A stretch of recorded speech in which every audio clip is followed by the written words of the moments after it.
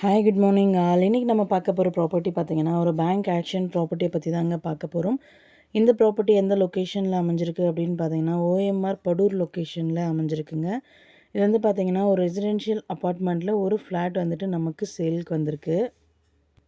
இந்த ப்ராப்பர்ட்டியோட யூடிஎஸ் பார்த்திங்கன்னா 542 ஸ்கொயர் ஃபீட்டில் அமைஞ்சிருக்குங்க. பில்டப் பார்த்திங்கன்னா 1248 ஸ்கொயர் ஃபீட்டில் பில்ட் பண்ணியிருக்காங்க. டோட்டலாக G+4 பில்டிங்க. இந்த ப்ராப்பர்ட்டி வந்து பார்த்திங்கன்னா 4th ஃப்ளோரில் அமைஞ்சிருக்கு.